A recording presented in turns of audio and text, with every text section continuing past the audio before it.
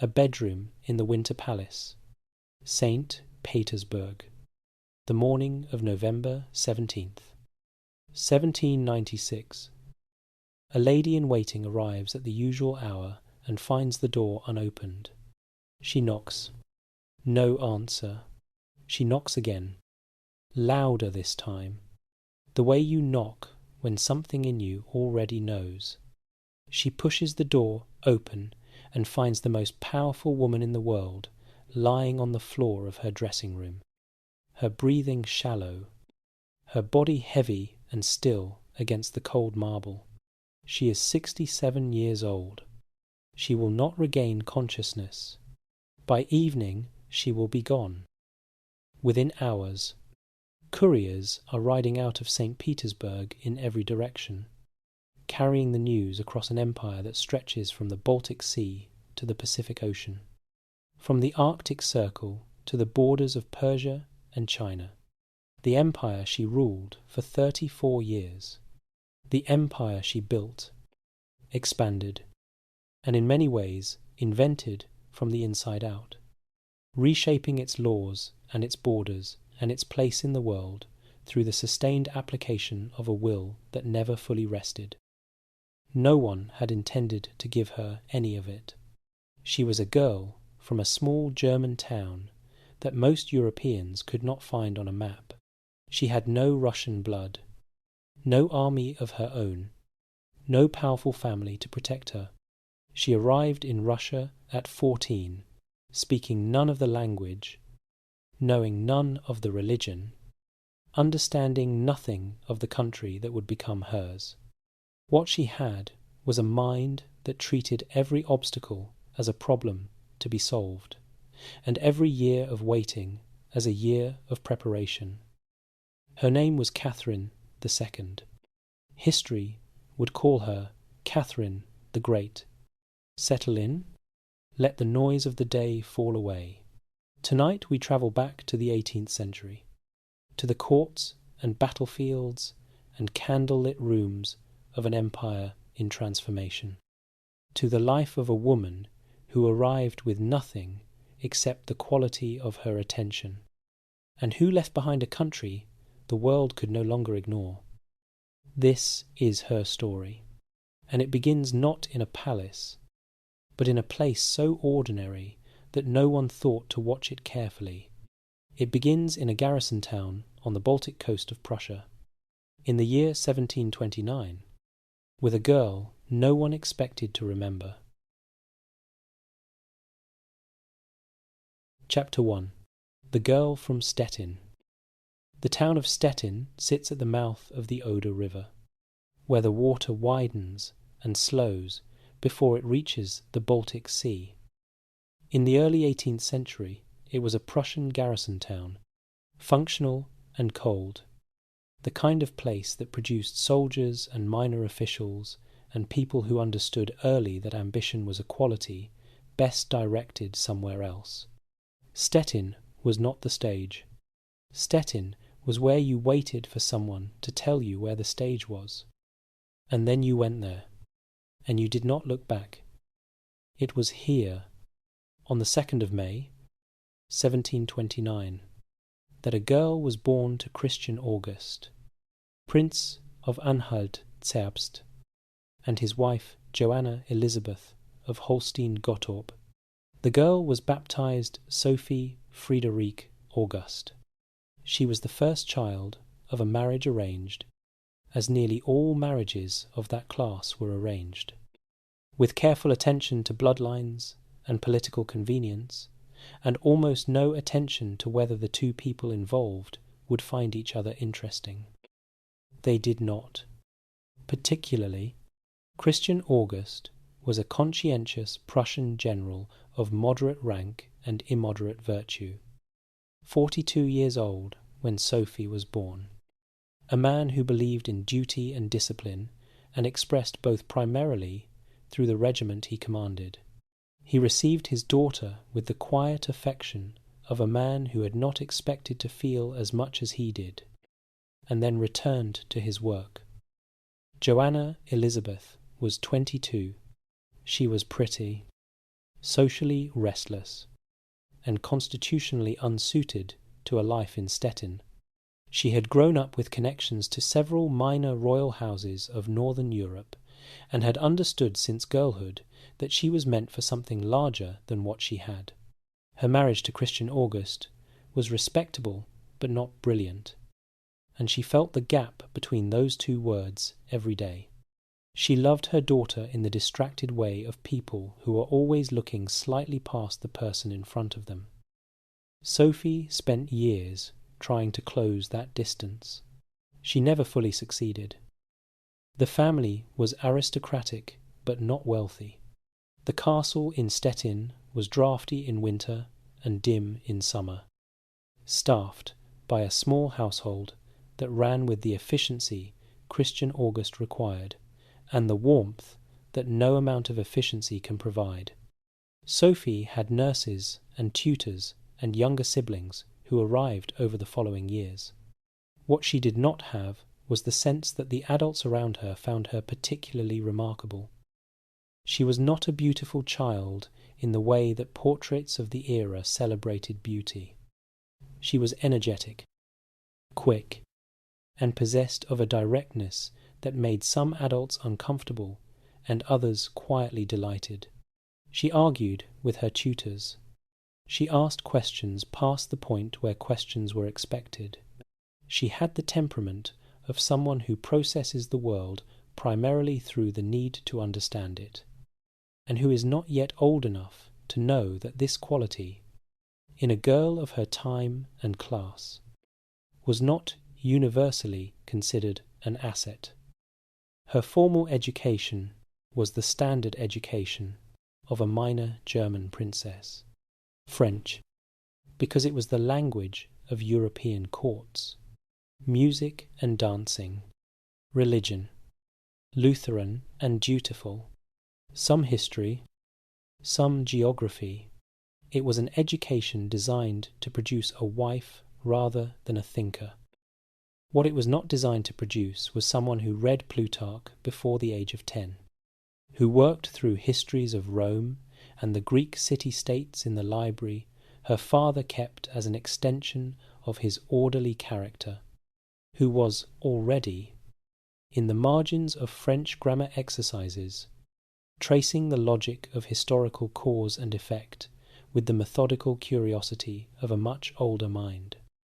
That part was Sophie's own project, conducted quietly, in the hours between lessons, by whatever light was available. She was interested in the machinery of power the way some children are interested in the machinery of clocks, not for what the machine was, but for how it worked, the gears and the levers and the weights that produced the particular motion at the end. No one had installed this quality in her. It was simply there, waiting for material to work on. Her father recognized something in her that her mother was slower to see. Christian August was not an intellectual man, but he respected rigour, and he saw in Sophie a kind of rigour he did not know how to encourage, but was careful not to suppress. He treated her, within the conventions of his time and class, with a seriousness she absorbed and remembered. He was the first person in her life who responded to her mind as though it were an asset rather than an inconvenience. She did not forget it.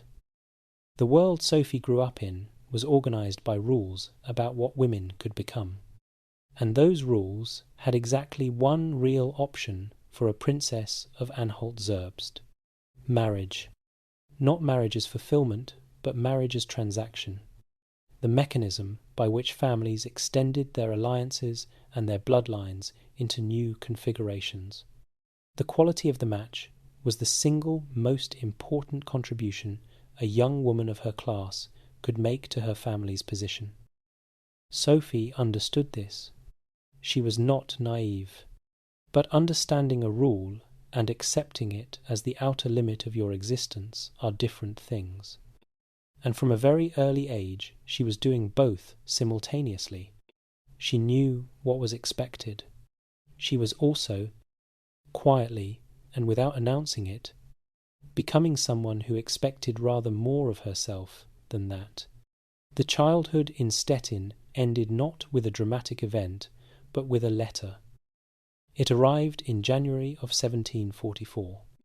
When Sophie was 14 years old, it came from the court of Empress Elizabeth of Russia. The Empress wished to meet the young princess of Anhalt-Zerbst and her mother. The purpose was not stated explicitly. It did not need to be. Everyone who understood European courts knew what such an invitation meant. The Empress was looking for a bride for her nephew and heir, the Grand Duke Peter. She was looking, specifically, for a young woman of Protestant German background and sufficiently modest family that she would arrive in Russia without a network of powerful foreign relatives capable of interfering in Russian politics. She wanted a girl who could be shaped into what Russia needed, rather than one who arrived already shaped by someone else's requirements. She had chosen Sophie. Joanna Elizabeth received the letter across the breakfast table in Stettin, and could not conceal what it meant to her. Sophie, watching her mother's face, read it immediately. Her mother had spent 20 years waiting for a door larger than the one she had walked through at 22. This was that door. Sophie's reaction was different. She described it in her memoirs decades later with a precision that suggests the memory had been turned over many times. She was not excited. Exactly. She was interested, the way she felt when she encountered a problem complex enough to require real attention, a feeling closer to focus than to joy. She was 14 years old, and she had just been handed what might be an opportunity of extraordinary scale, and the part of her mind that processed such things was already working before she had finished reading her mother's face. She did not know what Russia was yet. She did not know the language, the religion, the geography, the specific social currents of a court that could lift you or destroy you without warning. She knew none of it. She treated not knowing as a problem to be solved, rather than a condition to be suffered. The journey east began a few weeks later. They travelled under assumed names to avoid the attention a formal diplomatic mission would attract. Sophie and her mother crossed into Russia in the grip of a January that was cold in a way that northern Germany, which Sophie had considered cold, had not prepared her for. It was a cold that suggested a land with no particular interest in accommodating you. Sophie looked out the window of the sleigh and did not look away. A girl from a garrison town on the Baltic, who had read histories of great empires and thought carefully about how power worked, was riding toward the largest empire on earth. The road was very long. The cold was very serious. And there was a great deal she still had to learn. She had never been afraid of learning. That, in the end, would make all the difference. Chapter 2. The Audition. February 1744. Somewhere between the Russian border and Moscow, the sleigh moves through a landscape that does not end. Flat white land in every direction. Trees at the edges, standing stripped of everything unnecessary. The horizon, so far away it feels theoretical. Sophie sits by the window and does not look away. Her mother is talking. Sophie is watching Russia arrive around her, mile by mile, storing it the way she stores everything. She is 14 years old, and she is already doing calculations. The welcome they received when they arrived in Moscow exceeded anything Sophie had known in her years of minor German court life.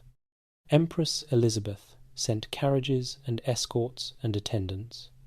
She sent gifts. She sent the unmistakable signal of a sovereign who wished the world to understand that these visitors mattered. For Joanna, this was intoxicating.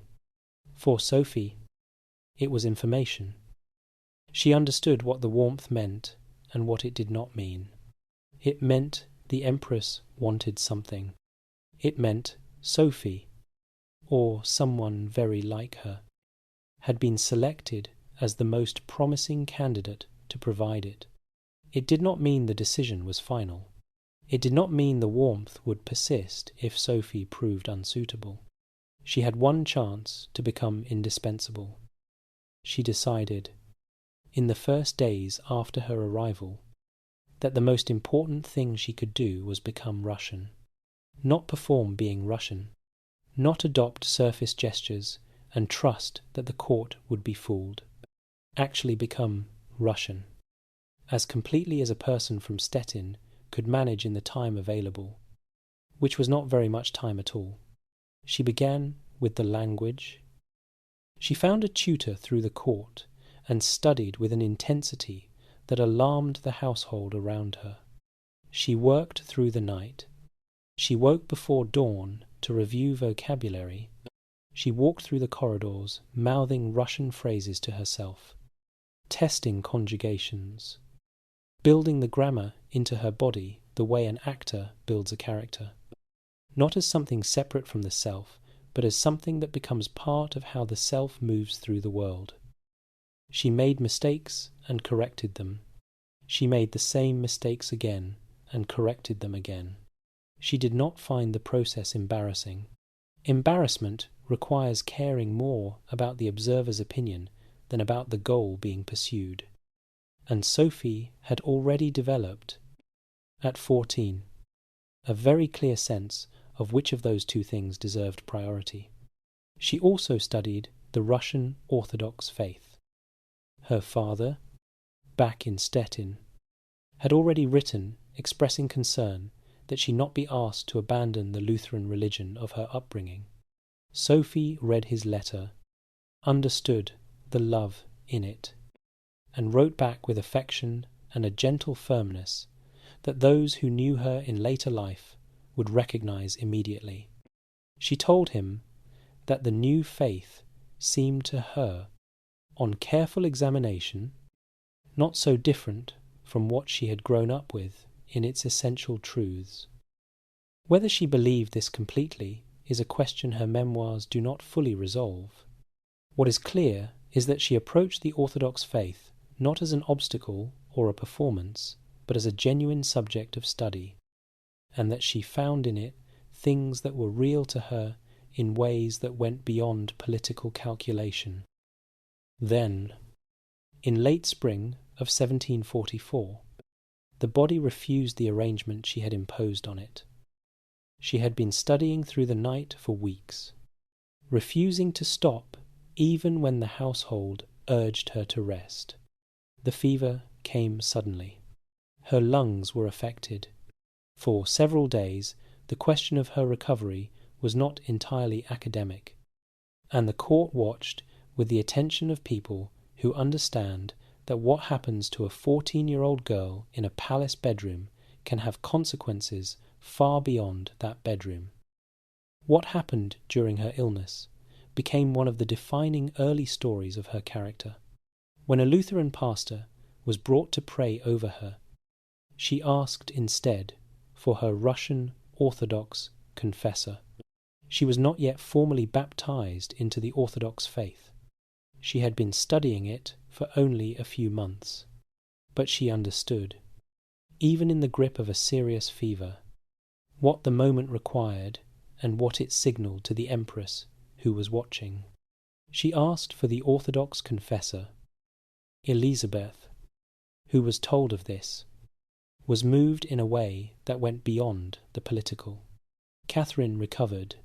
The recovery, and the manner of it, settled something in Elizabeth's assessment. The girl was not merely intelligent, she was someone who understood, even in illness, what the moment required. That was a quality Elizabeth had not been entirely sure she would find. The baptism into the Orthodox faith took place in June of 1744.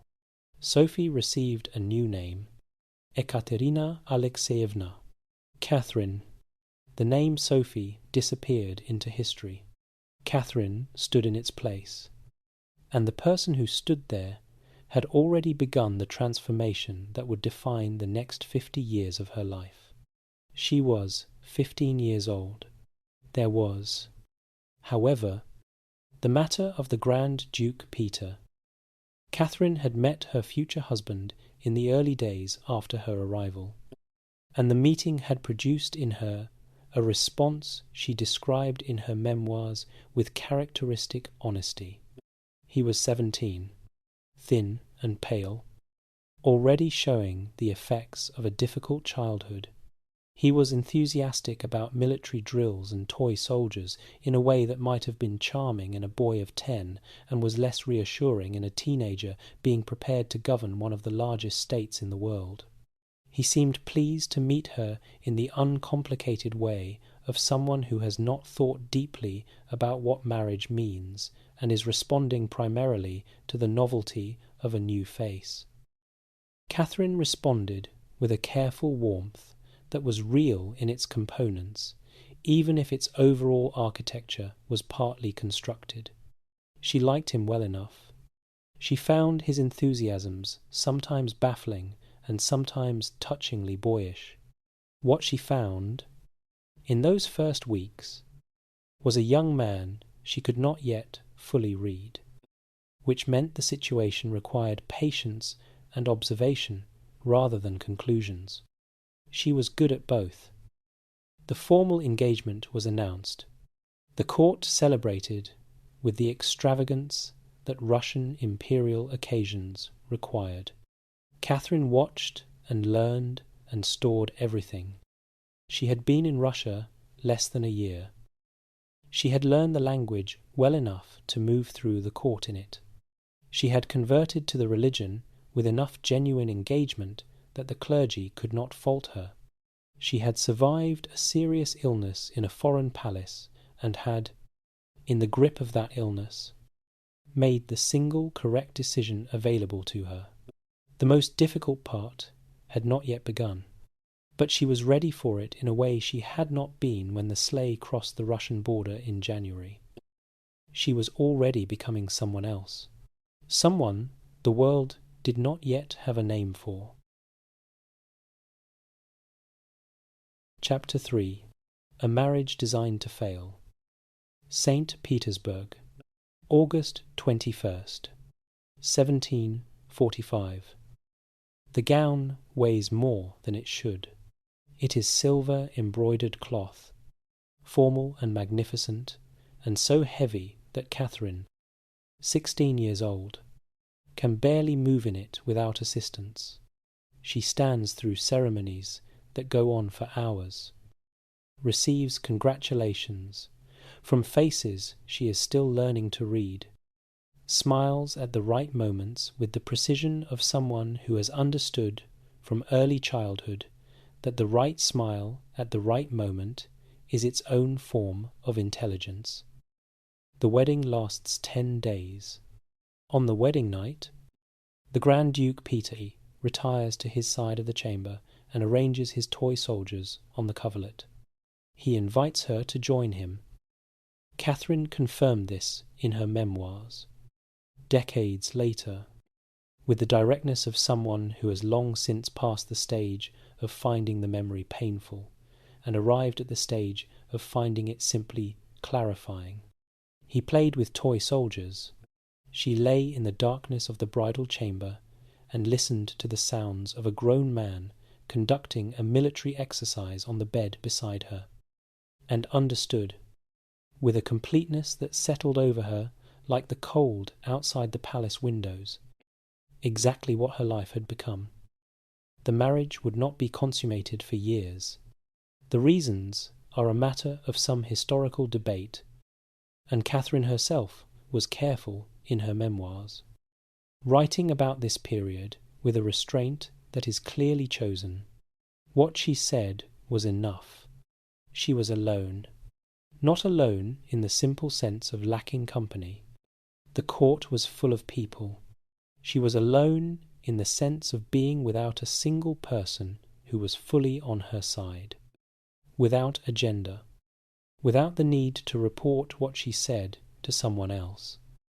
Her mother, Joanna, had come with her to Russia and had promptly made herself a liability, meddling in court politics, forming alliances that embarrassed the Empress, conducting herself with the overconfidence of someone who has mistaken proximity to power for possession of it. Elizabeth was furious. Catherine was caught in the middle, required to manage the fallout of her mother's behaviour while maintaining her own position, which was precarious enough without the additional damage Joanna was generating. Then Joanna was sent back to Germany, and Catherine was genuinely alone. She wrote in her memoirs that she had a choice in those early years. She could be miserable, which her circumstances would have fully justified, or she could find a way to use the time. She chose the latter with a deliberateness she described, without self-congratulation, as though it were simply the obvious solution, rather than an act of will that most people in her situation would have found impossible. She read, not the decorative reading of a court lady, the serious reading of someone building a private education in the hours the court did not require her presence. She worked through Voltaire's histories and philosophical writings. She read Montesquieu's The Spirit of the Laws, and found in it a framework for thinking about governance and justice that would shape her own political thinking for the next 5 decades. She read the first volumes of Diderot and d'Alembert's encyclopedia as they appeared through the 1750s, those extraordinary compilations that were simultaneously a reference work and a political argument, an assertion that human reason was capable of organizing all knowledge and, by implication, all of human society.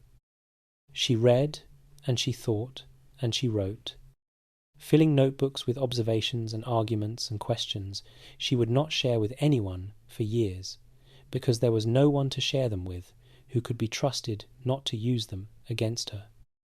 The court she lived in was a court of factions and surveillance, and the particular cruelty of people with too much time and too much proximity to power. Everyone watched everyone else. A careless word repeated in the right ear could end a career. Or worse, Catherine was not in a position to afford carelessness.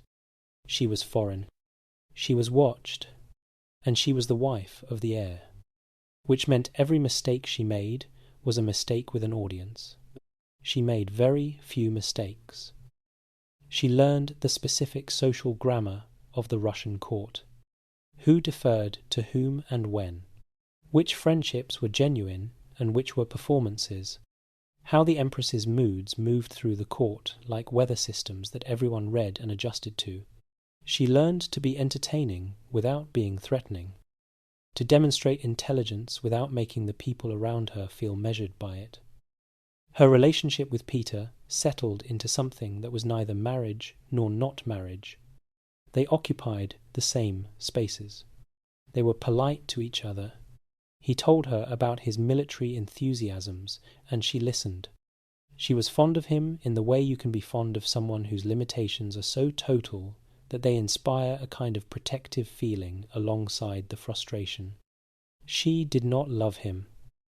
What she needed from him was one thing, and it was the thing he could not or would not provide: an heir, not for sentimental reasons, for survival. Her position in the Russian court rested entirely on her status as the future mother of the future emperor.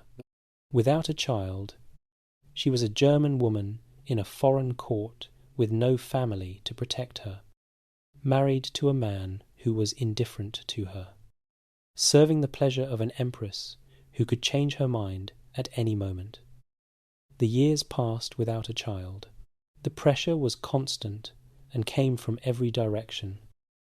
It was during these years of waiting that she began forming the alliances that would eventually matter. Not dramatic alliances, nothing that would have looked, to a casual observer, like the construction of a power base, small investments of genuine interest in people who had, at that moment, limited strategic value, but who were, in the longer view, exactly the kind of network a person in her situation needed. She had a quality that people who met her consistently described across the decades of her life, of making the person she was talking to feel genuinely seen, genuinely interesting, worth her full attention. This was not entirely a performance. She was, in fact, genuinely interested in people, in how they thought and what drove them, and she brought to her actual encounters with human beings the same quality of close observation she brought to her books. People remembered her for it. People who feel truly seen by someone do not quickly forget them. In 1754, after 9 years of marriage, Catherine gave birth to a son. He was named Paul, and he was taken from her almost immediately by Empress Elizabeth, who claimed the right to oversee the upbringing of the future heir and exercised that right in the most complete way possible, removing the infant from his mother's rooms and installing him in the Empress's own apartments, where Catherine was permitted to visit only occasionally and at the Empress's discretion. Catherine described this in her memoirs with the measured tones of someone who has processed a wound over many years and arrived at a place where it can be examined without being reopened. She had wanted to be a mother in a way that went beyond political necessity, and she was denied that in the most immediate and physical way possible. The child was a dynastic object. His mother's feelings about his custody were not considered relevant. She sat in her rooms that evening after the infant had been taken. The palace around her was quiet, in the particular way that palaces are quiet when everyone has gone to celebrate something that has nothing to do with you. She could hear, faintly, the sounds of the court marking the birth of an heir, voices, movement, the distant warmth of a celebration she was not part of. She picked up a book, not because she was not hurting, but because she had learned, in 9 years of this court, that the only reliable response to being denied what you need is to build, quietly and without announcement, something they cannot take from you. There were approximately 8 years left until the night she would ride through St. Petersburg in a guards officer's uniform and change everything. She spent them building what they could not take. Chapter 4. The Education of a Future Empress. St. Petersburg. Sometime in the winter of 1756, the palace is asleep. It is past midnight, and the corridor outside Catherine's rooms is dark and silent. The guards at their posts, the court ladies retired, the machinery of the winter palace finally still after a day of ceremonial obligation that began at 9 in the morning and did not end until well after 10 at night. The fire in Catherine's sitting room has burned low. She has not called for more wood, because calling for more wood would require waking someone, and waking someone means a presence in the room, and a presence in the room means she cannot do what she is doing. She is reading, not the kind of reading that courts performed and celebrated, the elegant display of a volume held decoratively near a window in good light.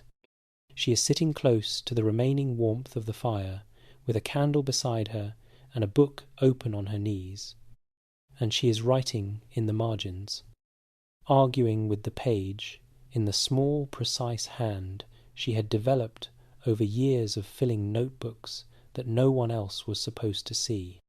The book is Montesquieu's The Spirit of the Laws. She has read it before. She is reading it again, because the first time she read it, she was building vocabulary, and the second time she read it, she was understanding arguments, and this time, the third time, she is doing something different. She is testing it, running its propositions against the specific realities of the country she can see from her window, the country she has been living inside for 12 years, the country that no one in this palace has any intention of letting her govern. Montesquieu argued that the enormous territorial extent of Russia made it suited to despotism rather than the rule of law. Too large, he wrote, for any other form of government to function. Catherine has written in the margin, in her small, precise hand, that she disagrees. She disagrees not as a reflex of loyalty to the country she has adopted, but as a reasoned counter-argument that she has been assembling across 3 readings and 12 years of observation. She thinks it is possible to design institutions capable of administering a large territory rationally, if those institutions are built correctly and staffed by people who understand what they are for. She is already thinking about what correctly might mean. She is already, in the margins of a book she is reading by candlelight in a palace bedroom, while the court sleeps around her, designing the country she intends to govern. She is 27 years old. She is a Grand Duchess, with no formal power and no official role and no reason, by any external measure, to believe she will ever have either. She keeps writing in the margins anyway. The reading she was doing in these years was not chosen at random, and it was not chosen for display. It was chosen with the specific purpose of someone preparing for a job that has not yet been offered and may never be offered, and doing the preparation anyway, because the alternative, which is to stop preparing and accept that the job will never come, is not something she is willing to do. She worked through Voltaire's histories and philosophical essays. She read the first volumes of Diderot and d'Alembert's encyclopedia as they appeared through the 1750s, those extraordinary compilations that were simultaneously a reference work and a political argument, an assertion that human reason was capable of organizing all knowledge and, by implication, all of human society along rational lines. She was also, in these years, watching Empress Elizabeth govern. The court of Elizabeth was a masterclass in the practical realities of 18th century power, conducted in real time with real consequences, and Catherine had a front row seat that most students of governance would have given a great deal to occupy. She watched how Elizabeth managed the impossible geometry of a court full of competing factions and powerful personalities, balancing one against another, never allowing any single group to accumulate enough influence to threaten the centre. She watched how ceremony and display were used as instruments of political communication, how the seating arrangement at a banquet could convey an entire diplomatic message without a word being spoken. She watched and stored. She also watched Peter. Her husband, in these years, was becoming harder to observe with equanimity. He had developed an open admiration for Frederick II of Prussia, whose military genius Peter genuinely respected, and whose portrait he kept in his rooms and occasionally saluted, a habit that the Russian court, which had been fighting Frederick in the 7 Years' War, found somewhere between offensive and alarming. Peter talked about Frederick constantly. He organized his personal servants into small military units and drilled them in the Prussian fashion.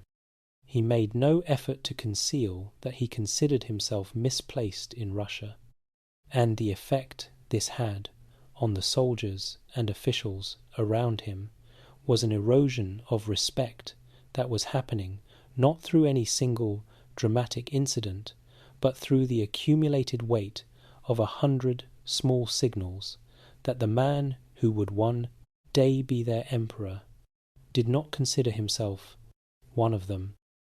Catherine watched this the way she watched everything, carefully, without comment, filing it under the category of things that would matter later. The Orlov brothers entered her circle in this period. Grigory Orlov was an officer in the artillery, physically imposing, personally brave, and loyal to Catherine in the uncomplicated way of a man who had admired her before she had power and continued to admire her after. He had 5 brothers similarly positioned in the Russian military establishment, which meant his loyalty came attached to a network that extended through the ranks of the men who would matter most when the moment came. Catherine understood what this was worth. She valued his company genuinely. She also understood that genuine feeling and strategic value were not a contradiction that required resolution. In her situation, they never had been, and she had long since stopped pretending otherwise. Empress Elizabeth was dying by 1761. Everyone at court could see it, though no one said it directly, because saying it directly was its own kind of political act. Her health had been failing for years, declining in the slow way of someone whose body is settling accounts that the will has been refusing to honour. When Elizabeth died, Peter would become emperor. When Peter became emperor, Catherine's position would depend entirely on his goodwill. She had been observing Peter for 17 years. She knew exactly what his goodwill was worth. She set the Montesquieu down on the table beside the cooling fire and looked at the window. Outside, St. Petersburg was moving through another winter night. The river frozen, the streets empty, the sky the deep, particular dark of a northern city in the small hours, an empire going about its quiet business, entirely unaware of the woman in the room above the river, who had spent 17 years in its margins and was, at last, almost ready. She picked up her pen. There was more to write before morning. Chapter 5. The 6 months of Peter III. Elizabeth died on the 5th of January, 1762. She died in the Winter Palace, surrounded by the court she had built, and the ceremony the orthodox tradition brought to the great passages of life. She had ruled Russia for 21 years. She had never married. She had never named an heir other than Peter, the nephew she had imported from Holstein when he was a boy and tried, with limited success, to shape into something resembling the ruler a country like Russia required. Peter III became Emperor of Russia that same day. He was 33 years old. The waiting was over. The power was his, and he intended to use it exactly as he pleased. What pleased him in the first weeks of his reign was Frederick II of Prussia. Russia had been fighting Prussia in the 7 Years' War for 5 years. Russian armies had performed well. Russian soldiers had died in significant numbers across campaigns that had consumed Russian resources and Russian lives. And by the beginning of 1762, the military establishment had the particular investment in an outcome that comes from having paid for it in blood. Peter withdrew Russia from the war. He did it not reluctantly, not as a painful necessity, but with an enthusiasm that made the withdrawal feel like a personal tribute to Frederick, which is exactly what it was. He returned all conquered Prussian territories. He offered Russian troops to fight on Prussia's side. He sent Frederick a personal message expressing his admiration in terms that were, by the standards of diplomatic correspondence, embarrassingly effusive. The Russian military received this news with a response that Catherine, watching from her own position in the court, read immediately and completely. They were not going to forgive it. Peter seemed not to notice, or not to care. He reorganized the court along Prussian lines. He introduced Prussian military drills. He made no effort to speak Russian with the people he governed. He announced plans to reform the Russian Orthodox Church in ways that would strip it of significant landholdings and authority. News the clergy received with the quiet fury of an institution that has survived many emperors and knows how to wait. Then, in the late spring of 1762, he did something that moved the situation from dangerous to immediate. He told people at court that he intended to divorce Catherine and marry his mistress, Elizaveta Vorontsova. Catherine was in the late stages of a pregnancy she was concealing from the court. She received this information and processed it with the stillness she had spent years developing. She was 32 years old. She had been in Russia for 18 years. She had built, slowly and carefully, a network of people loyal to her. She had read everything she needed to read and survived everything she had been required to survive. She looked at the situation clearly. If Peter divorced her, she would be sent back to Germany, stripped of everything, or imprisoned in a convent, or something worse, which her knowledge of Russian court history made entirely plausible. There were no good options in that direction. There was one option in the other direction, and it required moving at precisely the right moment. The Orlov brothers had been preparing the ground for months, talking quietly to officers in the Guards regiments, the elite military units stationed in and around St. Petersburg, whose loyalty was the single most important factor in any change of power. The Guards had made and unmade rulers before. They understood their own role in that history. The Orlovs had been asking, carefully, which side the Guards would support. The answers had been encouraging. On the evening of the 27th of June, 1762, one of the Orlov brothers came to Catherine with the news that they had to move now.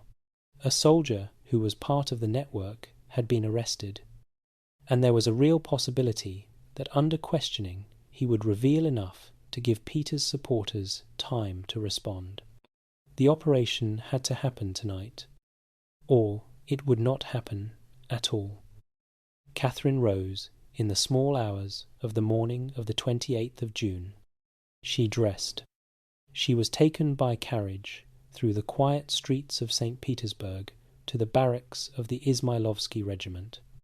Arriving in the pale grey light of a Russian summer dawn, she stepped out of the carriage and stood before the soldiers. She asked them to protect her and to protect Russia. They knelt. Other regiments followed through the morning: the Semenovsky, the Preobrazhensky, the cavalry. By the time the sun was fully up, the military establishment of St. Petersburg had, regiment by regiment, transferred its loyalty to the woman standing before them in a borrowed Guards officer's uniform, her bearing entirely composed, as though she had been preparing for this specific morning her entire life. She had been preparing for it her entire life.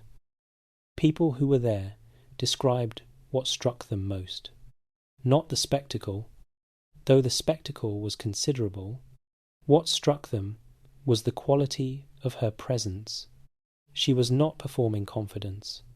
She was simply, entirely, occupying the moment. The gap between who she was and what the situation required was not visible because there was no gap. Peter was at his palace outside St. Petersburg when the news reached him. His response was not the response of a man prepared to fight for what was his. He negotiated. He proposed conditions. He was told, according to accounts of the period, that there were no conditions. According to the historical record, he signed the abdication document on the 29th of June. He was taken to a small estate called Ropsha, placed under guard. On the 17th of July, 1762, Peter was dead. The official announcement attributed his death to natural causes, an explanation that satisfied almost no one at the time and has not satisfied historians since. The most likely version of events, based on a letter from Alexei Orlov to Catherine that survived in copies scholars consider authentic, is that Peter died in a violent confrontation with his guards, possibly during a struggle that was not intended to end in death, but did. The letter, if genuine, shows Alexei Orlov in a state of genuine panic, reporting what had happened and asking Catherine what to do. Whether Catherine ordered Peter's death is a question the historical record does not resolve clearly. The scholar Robert Massey, whose biography of Catherine, published in 2011, remains one of the most thorough accounts in English, concludes, the evidence points toward an unplanned confrontation rather than a deliberate execution. 5. Though he acknowledges that certainty is not available, what is certain is that Catherine benefited from his death, that she announced the official cause without public challenge to it, and that the manner of it cast a shadow over the beginning of her reign that she was never entirely free of. She had not come to power cleanly. She knew it. The question now was what she was going to do with what she had taken. She was 33 years old. She was Empress of Russia. She had a country of enormous size and complexity, a military that had just backed her but would be watching, a clergy that was suspicious, a nobility that needed managing, and a Europe waiting to see whether this German woman who had just overthrown her own husband was going to be a serious ruler or a chaotic one. She sat down at her desk. She picked up her pen. She had been waiting for this morning for 18 years. She began. Chapter 6. Empress of Everything. Secure in Nothing. The first document Catherine signed as Empress was a manifesto explaining why she had taken the throne. She wrote it herself. This was not standard practice. Monarchs of her era delegated such things to secretaries and the professional machinery of court communication. Catherine wrote it herself because she understood that the first words a new ruler speaks to the country they have just taken are not a formality. They are an argument, and she had always been better at making arguments than at trusting other people to make them for her. The manifesto did not claim she was the legitimate heir, because she was not, and everyone knew it. It said she had acted out of necessity, in the service of Russia, at the request of its people. It was careful and measured and made no unnecessary claims. It was, by the standards of political documents of its era, quite good. She was crowned in Moscow in September of 1762, in the Uspensky Cathedral of the Kremlin, in a ceremony that lasted for hours and that she had personally supervised in its planning. The coronation was not merely ceremony. It was a claim, made in the most public and traditional form available, that Catherine was not a usurper but a sovereign. She wore the crown of her predecessors. She received the anointing of the Orthodox Church with a dignity that the clergy, who had been watching her since her conversion nearly 2 decades earlier, found themselves unable to fault. Moscow received her with something that surprised even people who had expected warmth. They loved her. Not the restrained approval of a population accepting the inevitable, the genuine and unguarded warmth of people who had watched the events of June and July and concluded that the result was someone who seemed to understand what Russia needed. The crowds in the streets were large and vocal. Catherine rode through them in an open carriage and looked back at the faces pressing forward to see her. And something was established in those days that would remain a foundation of her reign for 34 years. She returned to St. Petersburg and began to work. She rose before dawn every morning. She lit her own fire, made her own coffee, and was at her desk before most of the court had finished its morning preparations. She read everything that came to her. She wrote responses in her own hand. She worked 16 hours a day, and she did this not in the first energetic weeks of a new reign, but for most of the 3 decades that followed. She began writing to the philosophers she had been reading for years. Voltaire responded. The correspondence that followed became one of the most celebrated intellectual exchanges of the Enlightenment, conducted in French across several thousand miles across 20 years. Voltaire was charmed, then genuinely impressed, then something more complicated, as he came to understand that Catherine was not a patron seeking to bask in his reflected light, but a thinker who pushed back when she disagreed and held her positions with the confidence of someone who had tested them against reality in ways that Voltaire, writing from his estate in the French countryside, had not. He called her the North Star. He was not entirely wrong. In 1767, Catherine produced the document she considered the most important single expression of her political philosophy. She called it the Nakaz, meaning instruction.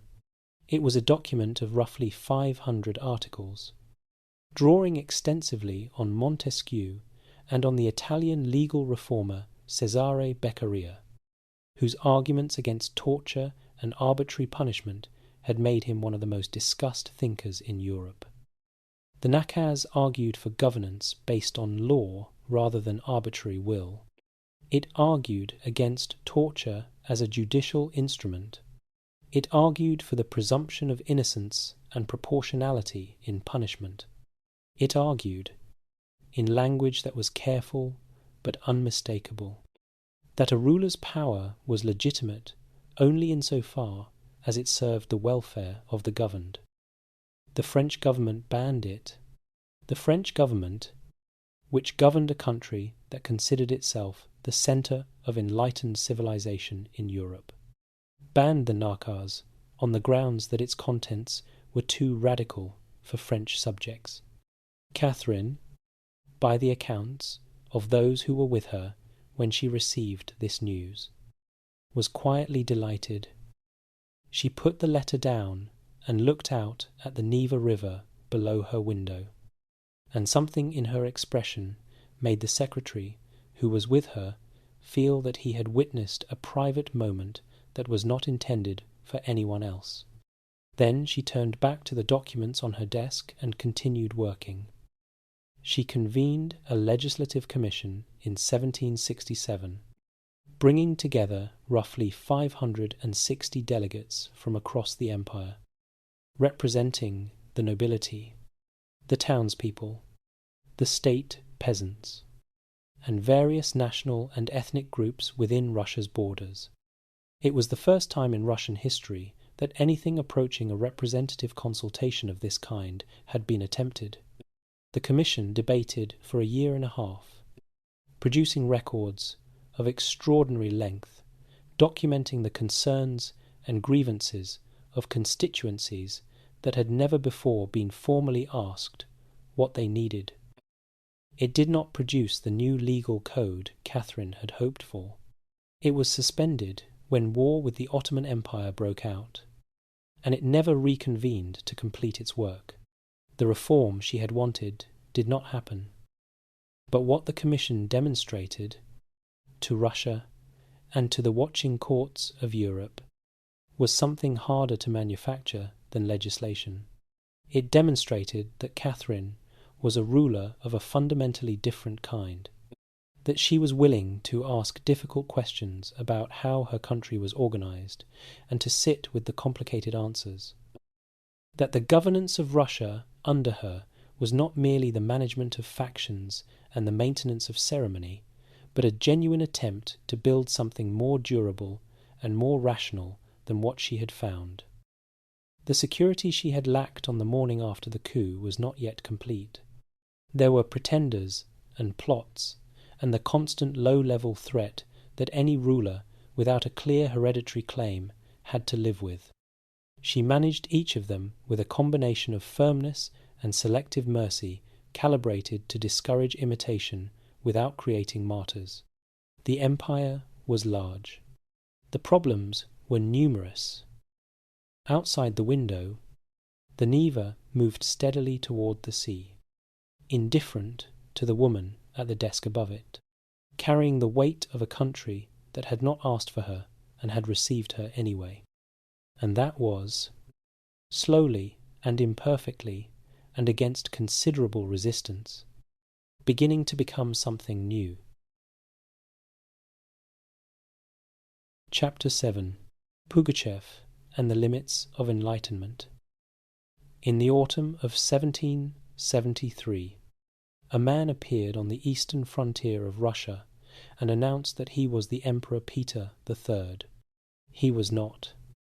His name was Yemelyan Pugachev.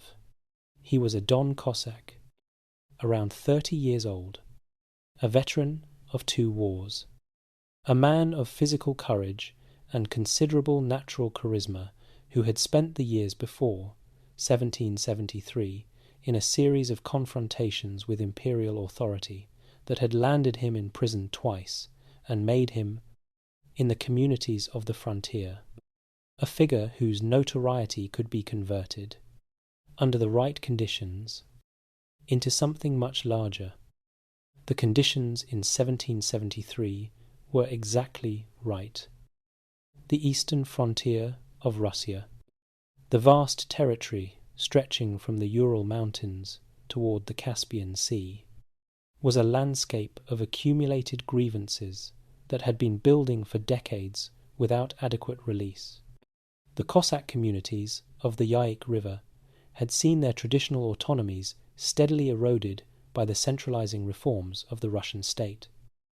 The serfs of the Ural region worked in conditions of extraordinary hardship in the mines and factories that Russia's economic expansion had multiplied. Indigenous communities of the region had their own long catalogue of dispossession and broken agreements.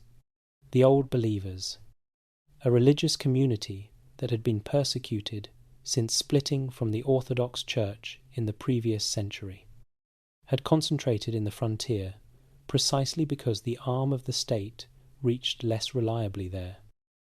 All of these people had reasons to want a different arrangement.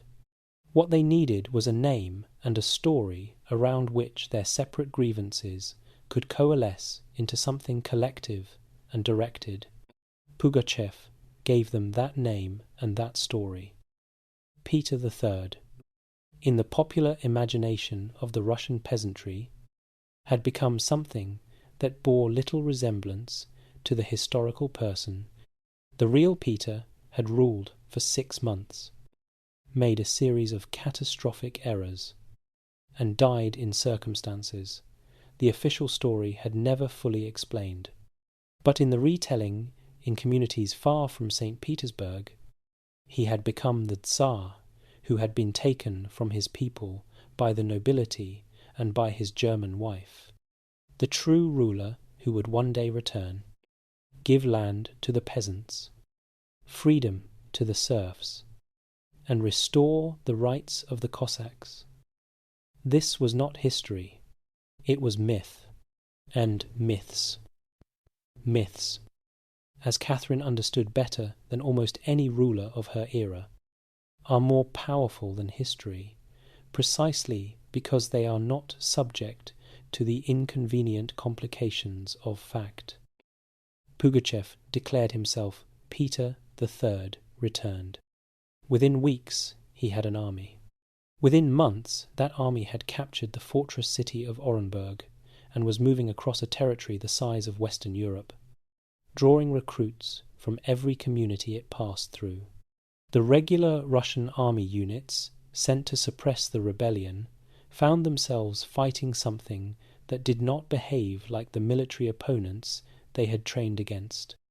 It dispersed when pressed and reconstituted itself elsewhere. It fed on the population's support in a way that purely military response could not address. Catherine received the reports in St. Petersburg, and her private correspondence from this period suggests she was shaken, not by the military threat, which she understood her army would eventually contain, but by what the rebellion revealed about the country she had been governing for 11 years.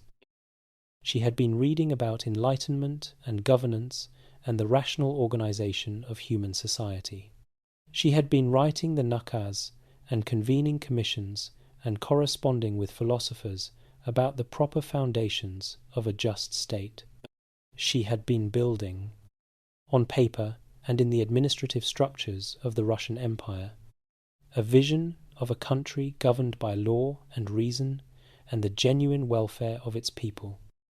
And out on the eastern frontier, hundreds of thousands of Russian subjects were so desperate and so furious and so convinced that the existing order had nothing to offer them, that they were willing to follow a man they knew was probably not who he claimed to be, across a landscape in the grip of a brutal winter, toward a confrontation with the imperial army that the rational part of their minds must have understood they were unlikely to win. The gap between Catherine's vision of Russia and the Russia that existed in 1773 was not a small one. She had always known this. She had known it in the abstract way that one knows things that are true but distant, things that can be acknowledged in private correspondence without requiring immediate action. Pugachev made it concrete and immediate and impossible to set aside. The military response was eventually effective. Proper commands were reorganized. General Alexander Suvorov, who would become one of the great military figures of his age, was assigned to the campaign.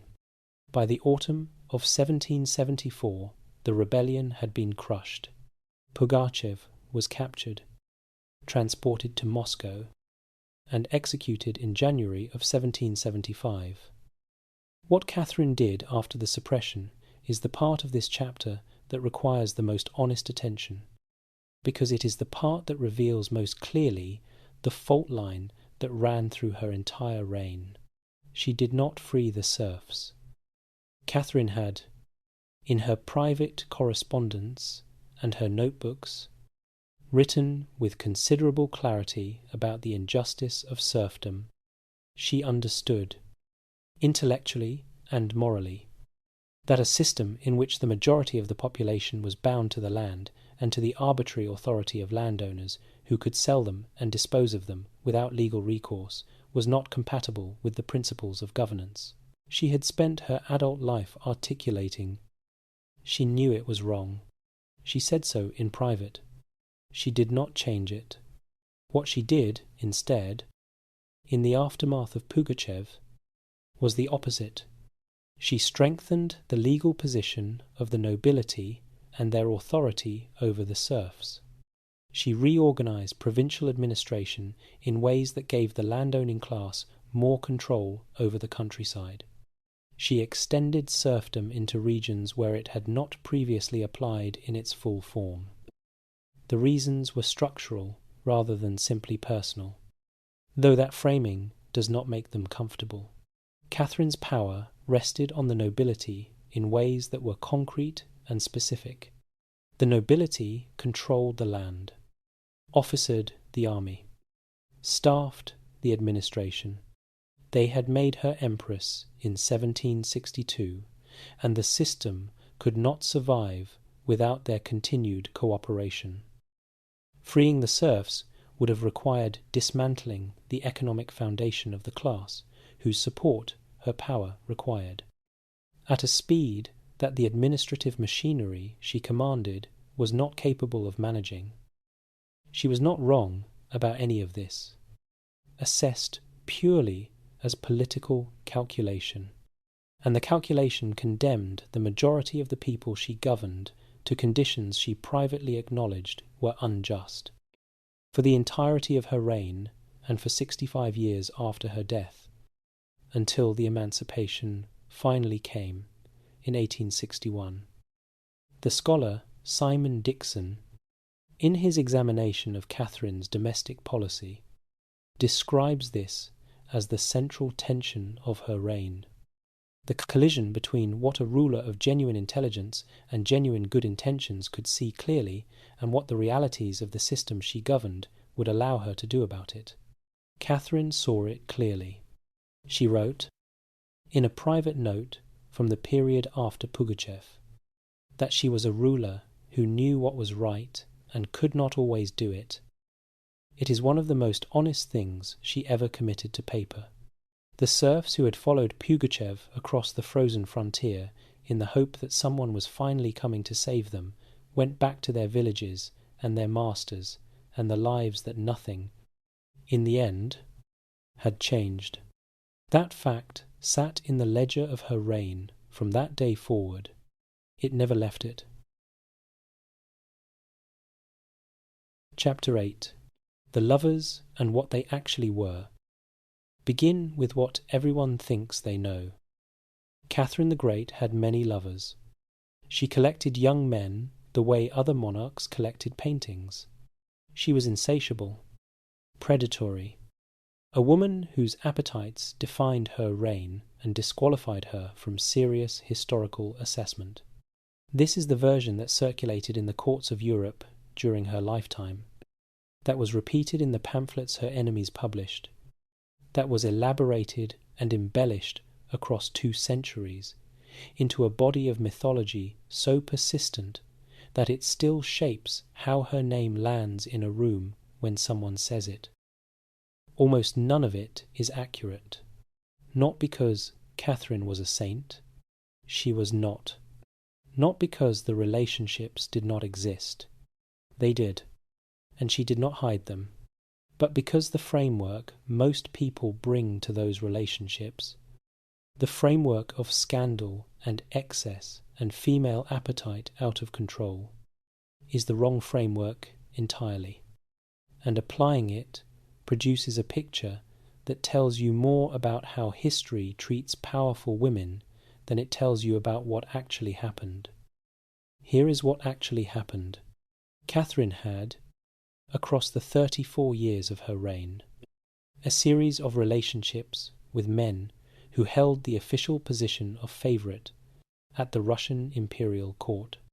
The total number most historians accept is somewhere between 12 and 15, depending on how the counting is done. She was Empress for 34 years. The arithmetic is not, by the standards of European monarchs of her era, remarkable. Frederick II of Prussia, whose portrait Peter III had saluted, maintained mistresses throughout his reign, and the historical literature does not describe him primarily as a man of uncontrolled appetite. Louis XV of France kept a succession of official mistresses, including Madame de Pompadour, who exercised genuine political influence at Versailles for nearly 2 decades, and the historical assessment of Louis is not organized around his personal life. Peter the Great of Russia had relationships and a marriage of considerable complexity, and the literature treats them as context for his reign rather than the defining fact of it. Catherine was a woman. This is the variable that explains the discrepancy, and, saying so, is not a modern imposition on historical material, but a simple observation about a double standard that operated in the 18th century and continued operating in the centuries of historical writing that followed. With that framework cleared away, what the relationships actually were becomes visible. Grigory Orlov was the first favourite of the reign, and in some ways the most straightforward. He was brave, physically imposing, and loyal to Catherine in the uncomplicated way of a man who had admired her before she had power and continued to admire her after, without the constant hidden accounting that characterized most relationships at court. He had helped put her on the throne. He had 5 brothers, similarly positioned in the Russian military establishment. His loyalty came with a network attached. She valued his company genuinely. She also understood what the network was worth. Those two things coexisted without contradiction, as they always did in her life. He remained favourite for 12 years, longer than any other man in her reign. When the relationship ended, it ended with generosity on her part that was characteristic. She gave him a palace, an income, a title. She released him. In her private correspondence, with a warmth that suggests genuine feeling rather than calculated settlement, he had wanted marriage. She had considered it and decided against it, with the clear political reasoning that marrying an Orlov would have created exactly the kind of court faction her governance could not afford. She understood what she could and could not do. She acted accordingly. Then there was Potemkin. Grigory Potemkin entered Catherine's life, seriously, in 1774. In the months following the suppression of the Pugachev rebellion, when Catherine was 45 years old and Potemkin was 35, she had known him at the edges of the court for years. What changed in 1774 was that she saw him clearly for the first time, or allowed herself to. He was unlike anyone else she had encountered in 30 years of Russian court life. He was physically enormous, one-eyed from an injury whose cause he never fully explained, loud and mercurial and intellectually voracious, in a way that matched her own appetite for ideas. He read theology and military history and political philosophy, and could move between them with a fluency that most people around her could not match. He could discuss the organizational challenges of supplying an army across the steppe and the architectural principles of a new city and the specific passages of scripture that had troubled him that morning, and he brought genuine depth to all of it. He was also almost impossible to manage. He was moody and extravagant, prone to periods of deep stillness, followed by bursts of organizational energy that produced results no one else could have achieved. He was jealous and demanding, and entirely willing to tell Catherine when he thought she was wrong, with a directness that no one else in the court would risk.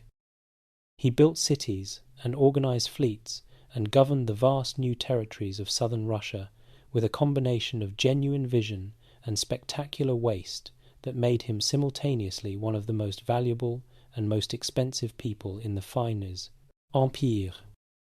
There is a letter Catherine wrote to him in the early years of their relationship.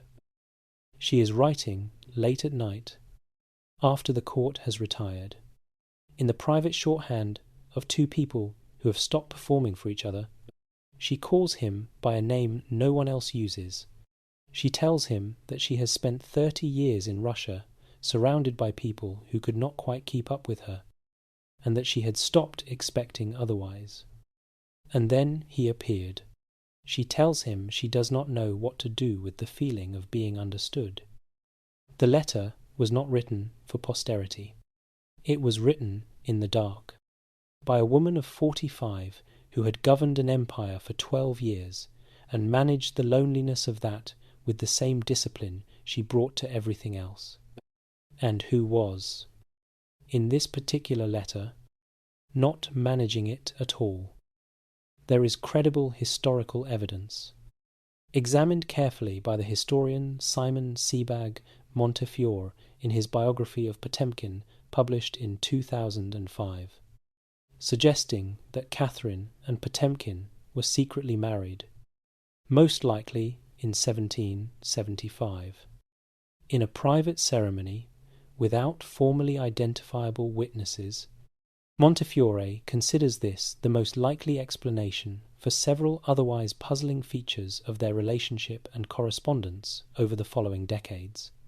The evidence is not conclusive, but it is serious enough that a rigorous historian treats it as the most probable reading of the available material rather than a romantic speculation.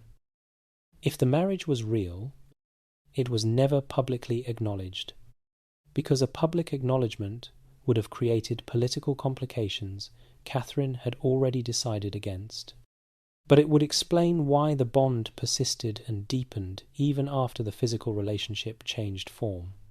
It would explain why Potemkin continued, in later years, to select and present new favourites to Catherine, with an involvement that only makes sense if he understood himself to have a claim on the arrangement that was different in kind from those he was introducing. It would explain a great deal. The relationship between them was, for the 20 years it lasted in one form or another, the central personal fact of Catherine's reign. She governed. He built an empire within that empire. He organised the annexation of Crimea. He founded cities on the Black Sea coast.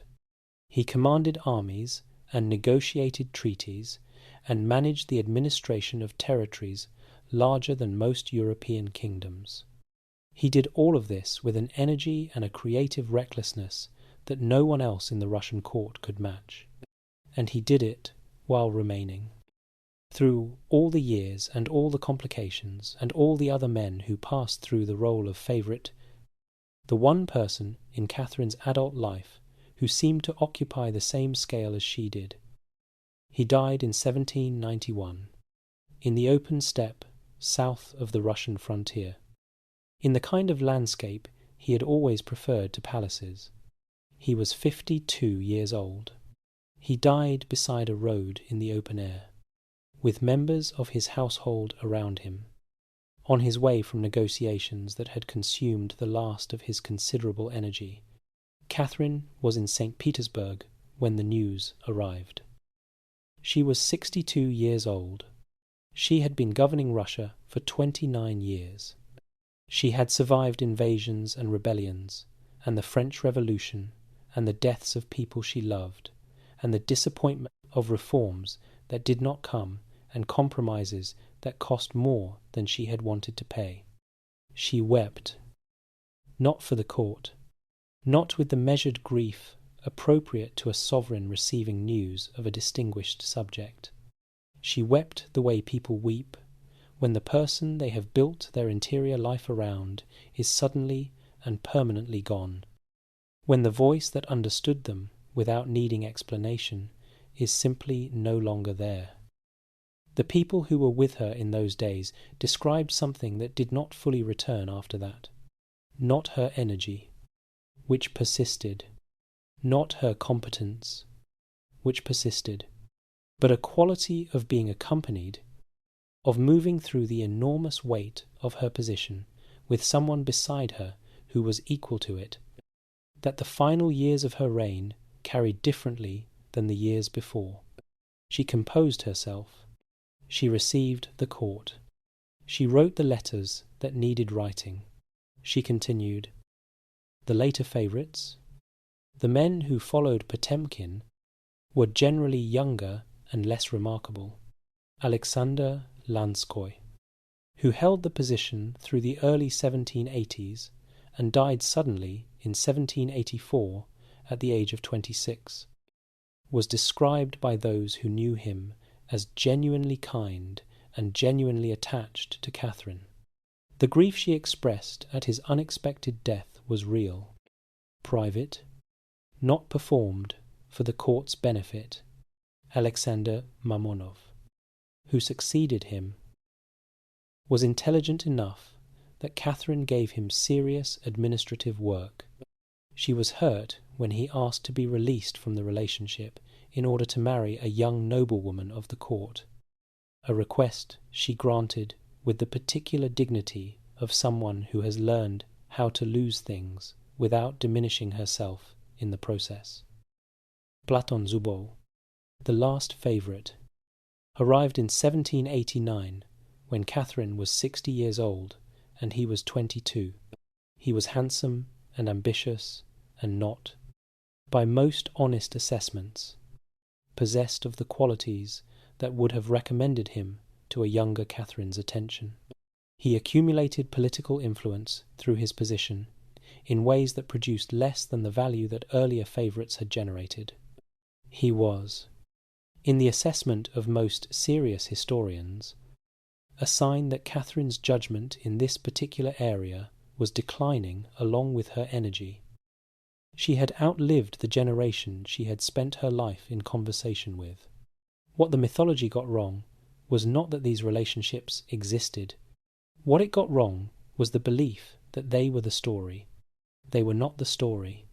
They were the part of the story that the people watching could see most clearly, because it was the part they were most looking for, and because it was easier to look at than to look at what she was actually doing. What she was actually doing was building an empire. That is the story. Chapter 9. Building an Empire Wars. Crimea and the Black Sea. Look at a map of Russia in 1762, and then look at a map of Russia in 1796. The difference is not subtle. In 1762, Russia's southern border was drawn along a line that kept it largely cut off from the Black Sea, separated from warm water access and the trade routes and naval possibilities that went with it by a combination of Ottoman-controlled territory and the vast steppe lands of the Crimean Khanate. A state that had existed for 3 centuries as a client of the Ottoman Empire and that raided Russian and Ukrainian territory with a regularity that successive Russian governments had absorbed and complained about and failed to resolve. By 1796, that border had moved south by hundreds of miles. Crimea was Russian. The northern coast of the Black Sea was Russian. New cities had been built from nothing on what had been open steppe. The transformation was the work of Catherine's foreign policy, executed across 30 years and 2 major wars, and it reshaped the strategic geography of Europe in ways that have not fully settled even now. To understand why it mattered, you have to understand what the Black Sea represented in the 18th century. It was not simply water. It was the connection between the agricultural wealth of the Russian and Ukrainian steppe and the markets of the Mediterranean world, where that wealth could be converted into the revenue that funded armies and navies and the machinery of a modern state. A Russia with Black Sea access was a Russia that could trade southward and compete with the maritime powers of Western Europe on something approaching equal terms. A Russia without that access was permanently dependent on routes that were frozen for months of the year and controlled at their edges by the interests of other states. Catherine wanted the Black Sea. She pursued it with the patient, strategic consistency of someone who has identified a goal and is willing to accept that achieving it will take longer than a single campaign and require more than a single instrument of power. The First Russo-Turkish War began in 1768, not on Catherine's initiative, but on the Ottoman Empire's, which declared war in response to Russian interference in Polish affairs. Catherine had not chosen the timing, but she had been building Russian military capability for 6 years, and she was reasonably confident in the outcome. The war lasted 6 years, and was more difficult than the most optimistic assessments had suggested. Supply and logistics across the enormous distances of the southern steppe were constant problems. The navy, which Catherine had sent on a remarkable voyage around the entire continent of Europe from the Baltic to the Mediterranean, performed beyond expectations. The Russian fleet, under the command of Admiral Grigory Spiridov and the overall direction of Alexei Orlov, destroyed the main Ottoman naval force at the Battle of Chesme in 1770, demonstrating Russia's new reach in the eastern Mediterranean in a way that the courts of Europe had not anticipated and did not quickly forget. The war ended in 1774 with the Treaty of Kuchuk-Kainaji. Catherine considered it one of the most important achievements of her reign. It gave Russia territory along the northern Black Sea coast and the right to maintain a naval presence on the Black Sea. It was a foundation, not a completion. Crimea was the next step. The way she took it illustrates a quality of her statecraft that distinguished her from many rulers of her era. She took Crimea without launching a formal war, not without pressure, not without the deployment of military force as a background fact that shaped everyone's calculations. But the actual annexation of Crimea in 1783 was accomplished through diplomatic pressure. Support for a pro-Russian faction within the Khanate own political leadership, and a formal declaration presented to the world as the Crimean population's own choice rather than a straightforward conquest. Potemkin was the architect of the operation on the ground. Catherine was its author. The move alarmed the courts of Europe and genuinely threatened to restart hostilities with the Ottoman Empire. Catherine managed the diplomatic fallout with the combination of firmness and reassurance that characterized her foreign policy at its best, offering enough to the anxious powers to prevent a coalition forming against her while maintaining the substance of what she had taken. The three partitions of Poland, in which Russia, Prussia, and Austria divided the Polish state between them over the course of 1772 to 1795, are the most morally complicated element of Catherine's foreign policy, and honest engagement with her legacy requires looking at them directly. Poland, in the mid-18th century, was a large state with a structurally dysfunctional political system.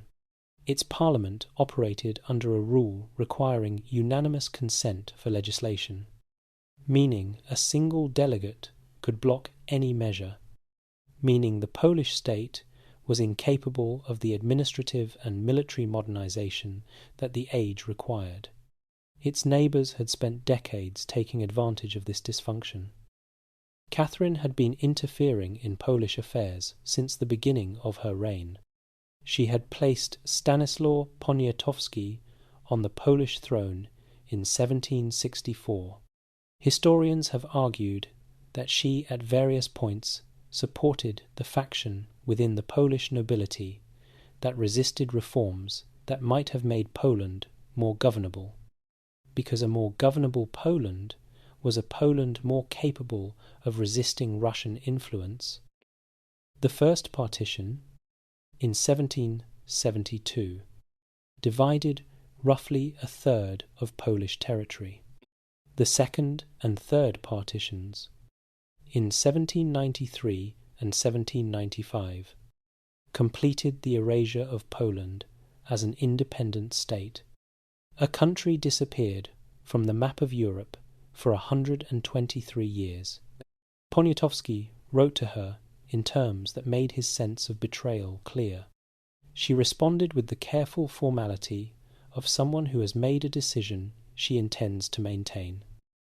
The Second Russo-Turkish War, which ran from 1787 to 1792, consolidated these gains and produced the formal confirmation of Russian control over Crimea and the extension of the Black Sea coast further toward the Danube.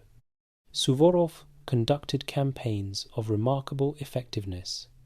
Potemkin organized logistics and diplomacy simultaneously, building new cities and managing new populations in territories Russia was absorbing, while running the political side of a war that involved the constant attention of every major European power.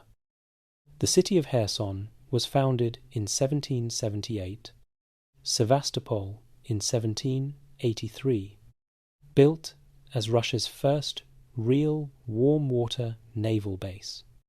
Odessa came later. Founded in 1794 on a site Potemkin had envisioned before his death, built according to a plan Catherine approved, designed from the beginning as a commercial hub for the trade that Black Sea access was finally making possible. Catherine was 65 years old when Odessa was founded. She had been working toward the conditions that made it possible for 30 years. In 1787 she made her famous tour of the newly acquired southern territories, travelling by river galley down the Dnieper with an entourage that included foreign ambassadors and the Holy Roman Emperor Joseph II. A story attached itself to this tour and never fully let go. The story of Potemkin villages, elaborate fake facades of prosperous settlements constructed along the river route so that Catherine and her guests would believe the new territories were more developed than they were, then dismantled and moved ahead of the procession after it passed. The story was first spread by a diplomat who was not present on the tour and whose account was based on second-hand reports. Most serious historians who have examined the primary sources consider it substantially exaggerated as a literal account, a piece of satirical political commentary converted into established historical fact by the appetite of later ages for a narrative that confirmed existing suspicions. The foreign ambassadors who were actually present and whose private correspondence survives do not describe being systematically deceived. Some theatrical enhancement of settlements along the route was probably real. The wholesale fabrication of an entire civilization is not supported by the evidence. Potemkin built actual cities. He also understood theatrical effect. Both things were true of him. Catherine stood on the deck of her galley on the Dnieper in the spring of 1787 and looked south toward the sea. She had spent her reign working to reach. It was there. The empire she had inherited was larger and stronger. The frontier that had been porous and vulnerable when she took the throne was secured in ways her predecessors had described as strategic goals, and she had actually achieved. She had done it through war and diplomacy and the patient strategic consistency of someone who never lost sight of what she was working toward. She had also done it through the erasure of a neighbouring state, the extension of serfdom into new territories, and the displacement of populations whose interests did not factor into the calculations being made about their land. The empire that looked so impressive from the deck of a river galley had been built at costs distributed very unequally. The people who paid those costs were not the ones standing on the deck. Catherine understood this too. The Black Sea was open. The work continued. Chapter 10. The Patron Art, Architecture, and the Hermitage. In the winter of 1764, a Berlin merchant named Johann Ernst Gotskowski arrived at the Russian imperial court with a problem. He had spent years assembling a collection of paintings, acquiring works from across Europe with the taste and persistence of a serious collector. He had 225 paintings, Rembrandts and Rubens and Van Dycks and Dutch masters whose work had already begun to appreciate in ways that made them significant assets as well as significant art. He had built something genuinely remarkable. He also had debts he could not manage, and Frederick II of Prussia, for whom the collection had originally been assembled, had decided he no longer wanted it and was not going to pay for it. Gotskowski needed a buyer. Catherine paid him 35,000 thalers. The paintings were shipped to St. Petersburg and installed in a set of rooms in the Winter Palace that Catherine designated for her personal collection. Rooms connected to, but separate from the formal state apartments where the business of the court was conducted. She called these rooms the Hermitage, from the French word for a place of solitude and retreat. It was the first acquisition of what would become, across the following 30 years, one of the largest and most significant art collections in the world. The scale of what she built is still difficult to absorb, even with 2 centuries of distance. In 1769, she purchased the collection assembled by the late Count Heinrich von Brühl, the former Prime Minister of Saxony. Hundreds of paintings that brought Watteau and Boucher and Canaletto into the Hermitage alongside the Northern European masters she already had. In 1779, she purchased the entire collection of the heirs of the English Prime Minister Robert Walpole. More than 200 works that caused considerable distress in Britain, where the sale was seen as a national embarrassment. Parliament debated whether to block it. They decided they could not. The paintings went to St. Petersburg. By the end of her reign, Catherine had acquired, by her own accounting, nearly 4,000 paintings, tens of thousands of drawings and engraved gems, and a library of tens of thousands of books. She had assembled, in 30 years, starting from a single distressed sale in 1764, a collection that ranks among the greatest in the history of private collecting. She did this while running an empire. The collecting was not a hobby that occupied her leisure time, because she did not have leisure time in any conventional sense. It was part of how she understood the project of her reign, and to understand why requires going back to what she had decided, very early, about what kind of country Russia was going to be under her governance. Russia, in the European imagination of the mid-18th century, was a powerful and somewhat peripheral place, not peripheral in terms of military force, which everyone acknowledged, but peripheral in terms of what European culture considered civilization. It was feared and respected, and not quite taken seriously as a participant in the intellectual and artistic life of the age. Peter the Great had begun the project of changing this, importing Western architects and engineers and insisting that Russia modernize its surface. Catherine understood that project and extended it differently. Peter had wanted Russia to look modern. Catherine wanted Russia to be modern, and she understood, with the sophisticated cultural intelligence of someone who had spent decades reading the best minds of her century, that art and ideas were not decorations on the surface of civilization, but part of its substance. A country that possessed great art and participated in the conversations that defined the age was not merely performing civilization, it was practicing it. The Hermitage was a statement of this understanding made in the most durable possible form. She made it also in the form of correspondence.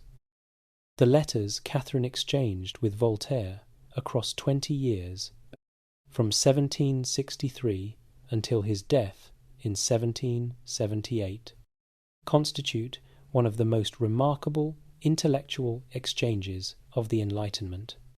They are not the letters of a patron and her pensioner, though Voltaire was aware of his dependence on her goodwill. They are the letters of two people who genuinely enjoyed each other's company on the page, who found in each other an interlocutor capable of sustaining conversations that both of them had difficulty finding elsewhere. Voltaire called her the North Star. She wrote back, thanking him and noting, with the dry precision that was one of her most appealing qualities in correspondence, that the nakaz had not yet produced the legal reform she had hoped for, and that the distance between writing principles and implementing them was one that philosophy tended to underestimate. She was funnier in private than her public image suggested. Her relationship with Denis Diderot was different in kind. Diderot had spent decades producing the great encyclopedia of the French Enlightenment and had arrived, by the 1760s, at a financial position that was genuinely precarious.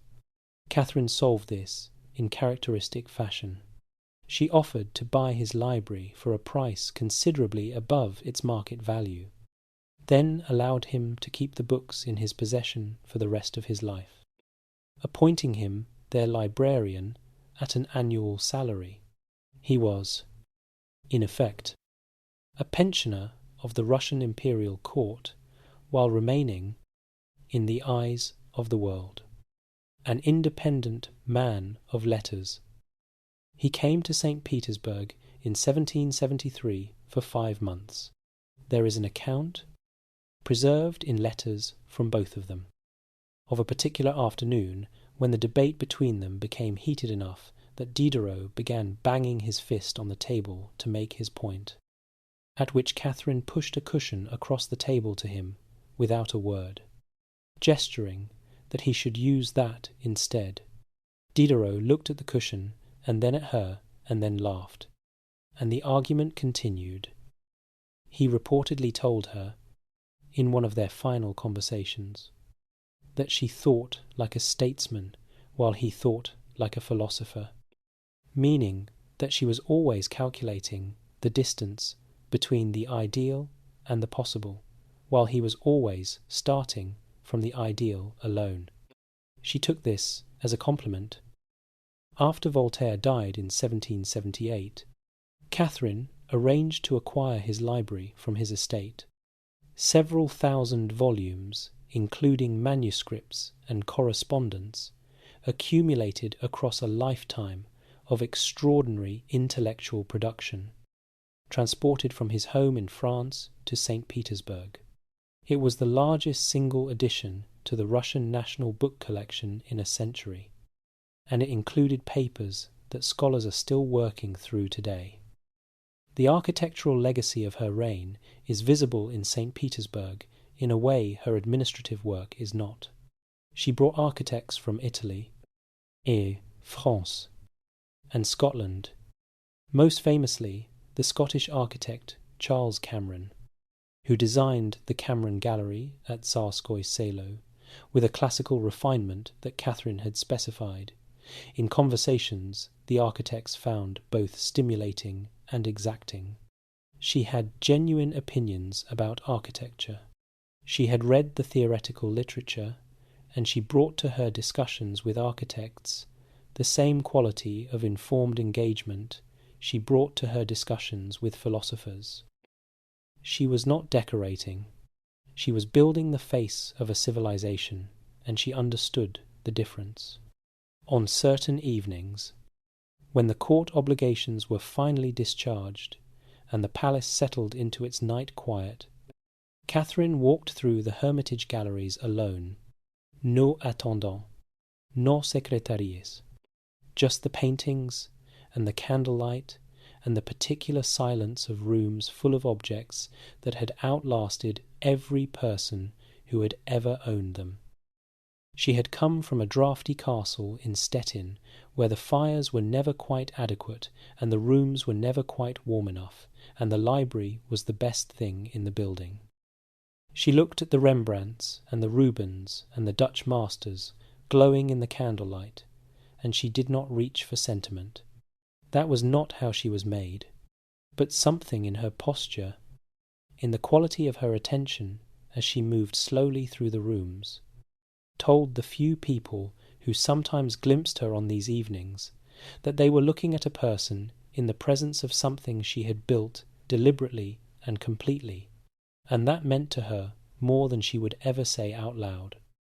She had built this. She moved through the rooms, and then she went back to her desk and continued working. Chapter 11. Revolution in France and the End of the Dream. The news arrived in stages, the way important news always arrives.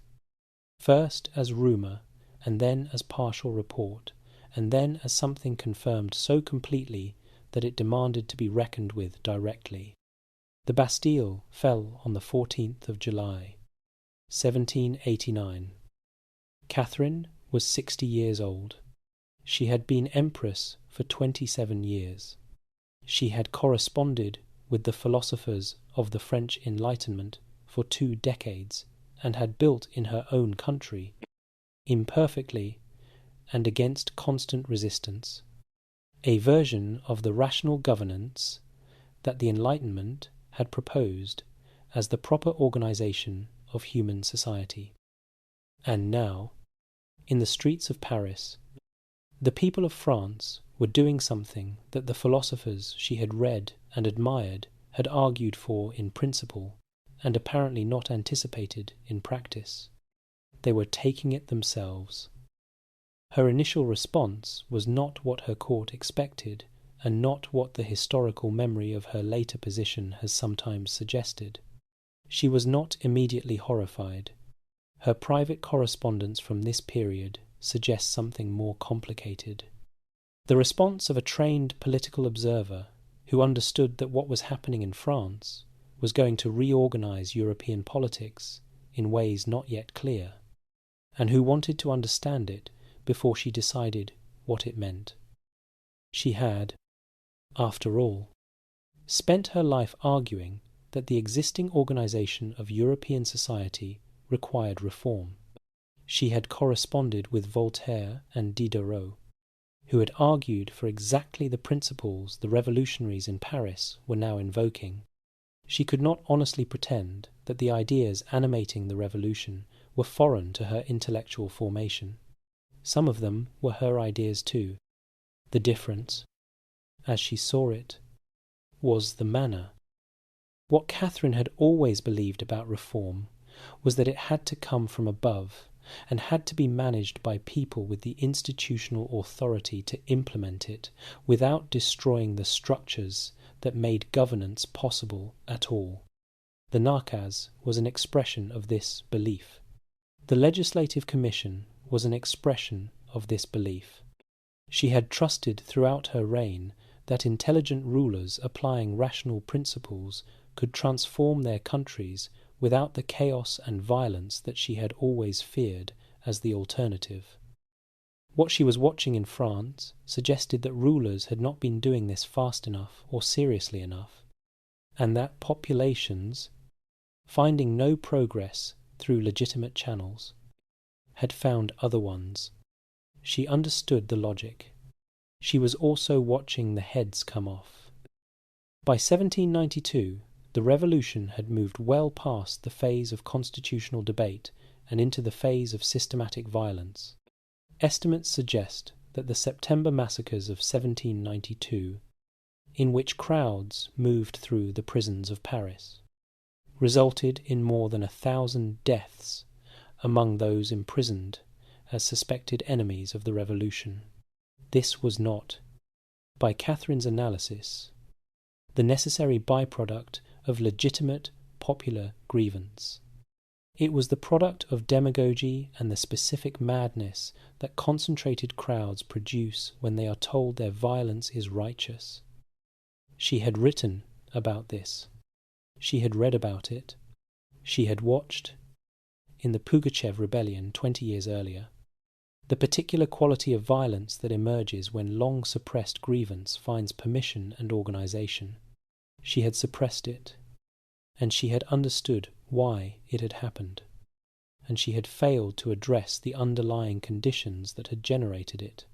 She was not in a position to claim that France had simply lost its mind while Russia had kept its. But she could claim, and did, that the solution being implemented in Paris was not the right one. Her response took two forms. Externally, she positioned Russia as a bulwark against the spread of revolutionary ideas. She broke off diplomatic relations with the French revolutionary government. She offered refuge to French émigrés gathering at the courts of Europe. She corresponded with other monarchs about coordinated action against France, though she was considerably more enthusiastic about encouraging others to fight the French than about committing Russian resources to the effort herself. She had strategic priorities in the East, and a France consumed by revolution was a France less capable of interfering in them. Internally, she did something harder to defend. She turned, in small but significant ways, against the intellectual culture she had spent her reign building. Alexander Radishchev was a Russian writer who had served in her administration.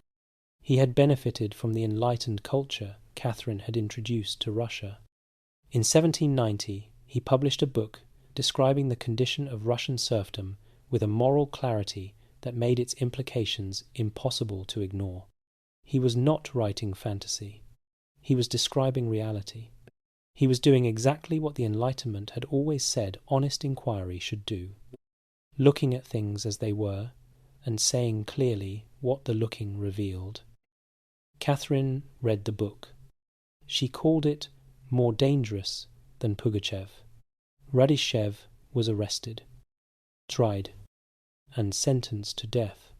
Catherine commuted the sentence to 10 years of Siberian exile. By the standards of the era, this was not extreme. By the standards of what Catherine had claimed to believe about the relationship between rulers and the free expression of honest thought, it was a significant retreat from something she had spent her reign building. Nikolai Novikov was a publisher who had spent years producing books and journals in the enlightened tradition that Catherine had encouraged, spreading ideas and literacy through the Russian reading public in exactly the way she had, in earlier years, described as the proper work of a civilized society. In 1792 he was arrested. His printing operations were shut down. He was imprisoned in the Schlüsselburg fortress. He was held there for 4 years, until Catherine's death. She had imprisoned the man who had spent his career doing what she had spent her career saying Russia needed. The contradiction does not reduce to a simple explanation. Her private correspondence from this period suggests a fear that was not personal, not the physical fear of a ruler who believes her throne is immediately threatened, but the deeper fear of someone who has watched a revolution consume a country and is trying to prevent the same from consuming hers. The fear was not irrational. The Enlightenment ideas that had produced the Bastille had been generated by exactly the kind of intellectual culture she had spent 30 years building in Russia. She could trace the connection. What she could not do, or would not do, was distinguish clearly enough between the ideas that had produced the revolution and the conditions that had made those ideas explosive. The ideas were not the problem. Serfdom and accumulated injustice were the problem. She had known this for 30 years, had not addressed it, and was now doing the only thing left to someone who has declined to address the root of a problem, managing the symptoms with increasing force. She wrote fewer letters to philosophers now. Voltaire had been dead since 1778, Diderot since 1784. The generation of thinkers who had been her intellectual companions across the greatest decades of her reign was gone. And what was rising in France was not corresponding with her about rational governance. It was building guillotines. She still worked. She still rose early and sat at her desk and read the documents and wrote the responses and continued governing the empire that required governing. She was planning and directing in the final weeks of her life with the same consistency she had maintained for 30 years. But something in the larger project had shifted. The dream that reason and good governance could transform the world, the dream that had animated the best years of her reign, had encountered the specific and terrible reality of what human beings do when the structures that hold them in place dissolve too quickly and too completely. She had not been naive enough to believe the dream without reservation. She had always lived in the distance between what was possible and what was ideal. She had spent 34 years in that distance, and she had believed, for most of those years, that the distance was closable. France, in 1793, was suggesting something else. She sat with that in the evenings, in the Hermitage. Among the paintings she had spent a reign collecting. The candlelight moved across the Dutch masters on the walls. She did not stop working. She would not stop working until the morning she could not get up from the floor. Chapter 12. The morning she did not wake up. The 17th of November, 1796 began, like every other morning in the Winter Palace. The fires were lit before dawn. The palace machinery of attendants and guards and kitchen staff moved through its familiar rhythms, the accumulated habits of a court organized for decades around the preferences and timetable of the woman at its centre. Catherine rose early. She always had. She lit her own fire, made her own coffee, sat at her desk in the quiet of the early morning before the court came to life around her, and worked. She was 67 years old. There had been signs of declining health in the previous years. The body that had carried her through 3 decades of 16-hour days was settling accounts in ways that those around her could observe even when she declined to acknowledge them. She had none the less continued governing with the dogged consistency that had defined her reign from its first morning to what would turn out to be its last. The documents from the final weeks of her life show no sense of conclusion, no pulling back, no signal that she understood herself to be approaching the end. She was planning, she was directing, she was governing. She went to her dressing room in the early morning hours of the 17th of November, and she did not come out. Her lady-in-waiting, who had served her for decades and knew the rhythms of Catherine's mornings as well as any person alive, waited the appropriate interval and then knocked. When there was no response, she pushed the door open and found Catherine on the floor. Her breathing, the shallow, difficult breathing of someone whose body is failing in a very particular and irreversible way. She was alive, but she was not conscious, and the quality of her breathing told the people who gathered around her quickly that she was not going to become conscious again. The physicians were summoned. The court was notified. The dispatches began going out across the empire. She lay on a mattress brought to the floor of the dressing room, because moving her was considered inadvisable, and she remained there through the long hours of the 17th of November, while the court of the Winter Palace moved through the particular suspended state of an institution that has not yet officially changed, but already knows that it has. Catherine did not regain consciousness. At approximately 9:45 in the evening of the 17th of November, 1796, she died. Her son Paul was at the palace. He had been summoned when it became clear that his mother was not going to recover, and he had come with the complicated emotions of a man who had spent his entire adult life in a relationship with his mother, defined more by distance and mutual suspicion than by warmth. Paul had grown up understanding that Catherine did not fully trust him, that she had considered bypassing him in the succession in favour of his own son Alexander, and that the court around her had always treated him as peripheral to the real exercise of power. He had spent years at his estate outside St. Petersburg, drilling his own small army in the Prussian style that his father had loved, and that Catherine had always regarded with a combination of contempt and unease. He wept when she died. Whatever the resentments of a lifetime, the grief was real. He also moved. Within hours of her death, with a speed that demonstrated that the years of waiting had not been spent purely in drill, he secured the critical documents of the palace. He established his own people in positions of immediate importance.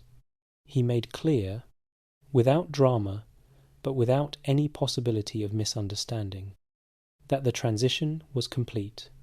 He was Emperor Paul I, and in the weeks and months that followed, he began dismantling as much of Catherine's work as he could reach.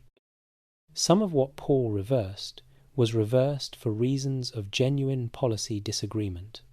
Some was reversed as the fastest available demonstration that power had changed hands, and some, the historians who have studied his brief reign most carefully tend to agree, was reversed because Paul had spent a lifetime in the shadow of a mother who had never fully acknowledged him, and the ability to undo her work was the specific form of assertion available to him now that she was gone. He released Novikov from the Schlüsselburg fortress. This was right, and Catherine should have done it herself. He was assassinated in 1801, after a reign of 4 years, in a palace coup organized by members of the nobility who found him erratic and dangerous. His son Alexander became emperor, the cycle that Catherine had spent her reign trying to manage, the cycle of Russian rulers, made and unmade by the armed men around them, turned again. She had not broken it. She had managed it for 34 years with extraordinary skill, and had not solved the problem underneath it. What she left behind was a more complete accounting. The empire Catherine handed to Paul was larger by some estimates of roughly 200,000 square miles than the empire she had inherited. It had the Black Sea access that had been a strategic aspiration for 2 generations and that she had actually delivered. It had a navy that had not existed in any serious form when she took the throne. It had an administrative structure that was imperfect and incomplete, but more systematically organized than what she had found. It had the Hermitage, which contained, by the time of her death, nearly 4,000 paintings and tens of thousands of other objects. It had St. Petersburg, as she had rebuilt it, the city Peter had founded and she had transformed into a genuine European capital, with the palaces and public buildings and the particular quality of northern grandeur that is still the face of the city today. It had a class of educated Russians who had grown up in the intellectual culture she had deliberately built, who had read the books she had brought into the country and argued the arguments she had introduced. The reformers who would argue for emancipation through the middle decades of the 19th century, the writers and thinkers of the great Russian literary tradition who did their work in a cultural environment that Catherine had done more than any other single ruler to create. None of them would have named her as the source of what they had. She was the source of some of it anyway. The serfs she had not freed remained unfree for 65 years after her death. The emancipation came in 1861, under Alexander II, in the form of a reform that Catherine had understood was necessary and had declined to implement for the structural reasons she had been honest enough to write down. She had known this. She had kept working anyway. The dressing room floor, the shallow breathing, the court gathered in the anterooms, while the empire outside the palace windows went about its evening, carrying the weight of everything she had built and everything she had left unfinished, indifferent as empires always are to the particular human life that shaped them. And then the stillness. Catherine, the second of Russia, 34 years on the throne, gone. Chapter 13. Why she still matters. Here is a question worth sitting with before the night is over. If Catherine had been a man, what would the historical assessment look like? Not a rhetorical question. An honest one, worth following to its actual answer. A ruler who governed for 34 years and expanded the empire by hundreds of thousands of square miles. Who secured warm water access that every predecessor had identified as a strategic necessity and failed to achieve? Who built one of the great art collections in the history of the world? Who corresponded as an intellectual equal with the finest minds of the age and produced a major document of political philosophy that a neighbouring government thought too radical to allow its own subjects to read? Who reformed an antiquated legal and administrative system against the structural resistance of the most powerful class in the country? Who maintained the stability of a massive empire through 2 major wars, a catastrophic internal rebellion, and the most disruptive political event in European history since the Reformation? If a man had done all of this, the historical literature would be large and the assessments would be, in the main, admiring. The historical literature on Catherine is large. The assessments have been, for most of the 2.5 centuries since her death, organised primarily around her personal life and the implicit question of how a woman of her appetites and her methods could be taken seriously as a ruler. The answer, which the evidence requires, is that she can be taken seriously as a ruler because she was one of the most effective rulers of the 18th century, and the question of whether her personal life is more disqualifying than the personal lives of the male rulers she governed alongside is a question that answers itself once it is stated clearly. A television series called The Great, which began airing in 2020, brought her story to a new generation of viewers and did something useful and something misleading simultaneously. It was useful because it brought attention to a figure who had been present in cultural memory primarily as scandal and myth, and reminded a large audience that the actual history was more interesting than the myth. It was misleading in the ways that dramatizations are always misleading, compressing and inventing in the service of narrative momentum at the cost of accuracy. The real Catherine was more interesting than the dramatized one. She was more interesting because the real story does not resolve cleanly.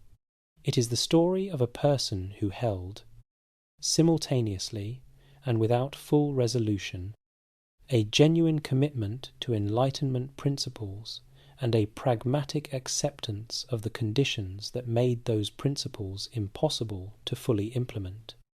Who knew serfdom was unjust and maintained it?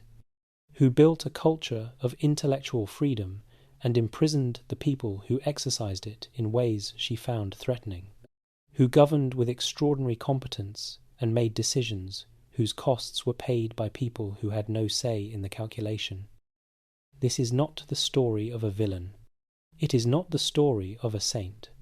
It is the story of a human being operating at the highest level of power available to anyone in the 18th century, making the choices that level of power required, and being honest enough, in private, to know which choices were compromises and which were genuine.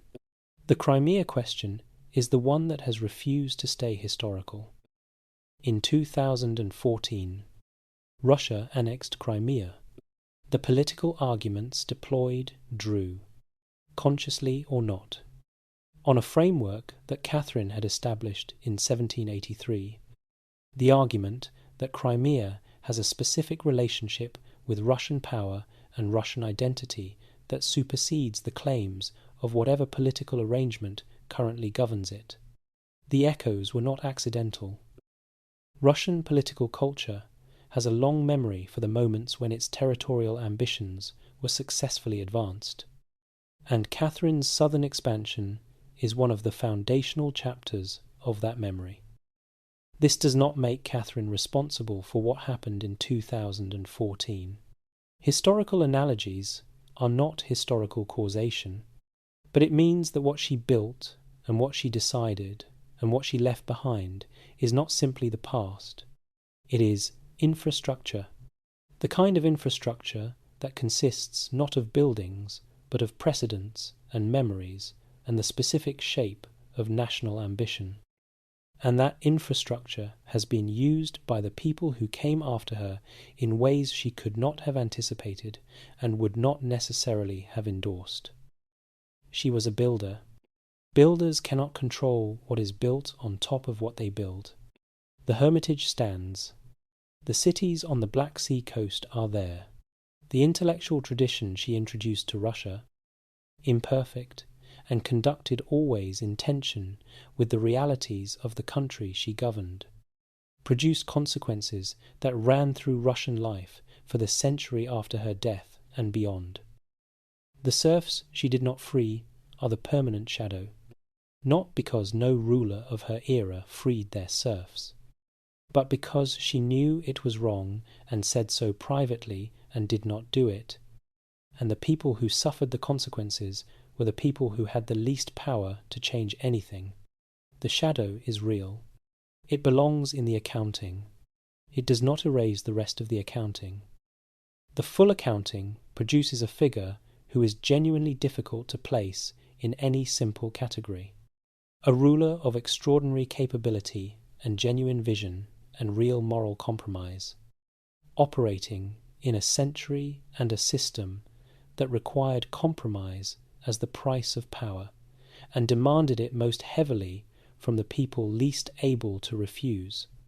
She paid the price. Others paid a larger one. She knew this too. Tonight, somewhere in the world, the galleries of the Hermitage are quiet and still. The paintings she collected hanging in the dark of a museum after closing, the rooms she designated as her personal retreat, now open to anyone who walks through the door. Think of the girl on the sleigh in the Russian January of 1744, 14 years old, watching the flat white landscape move past the window, storing everything, calculating already, afraid of nothing except the possibility of arriving at the end of her life, having done less than she was capable of. She did not do less than she was capable of. She did more than anyone expected of her, more than the world she was born into had any intention of allowing her, more than the people who gave her nothing, and the court that watched her, and the husband who ignored her, and the empire that did not ask for her, could have anticipated or prevented. A draughty castle in Stettin, a frightened girl in a borrowed uniform on a June morning in St. Petersburg, 34 years on the throne of the largest empire on earth. Her name was Catherine II. History called her Catherine the Great. Now you know why. Sleep well.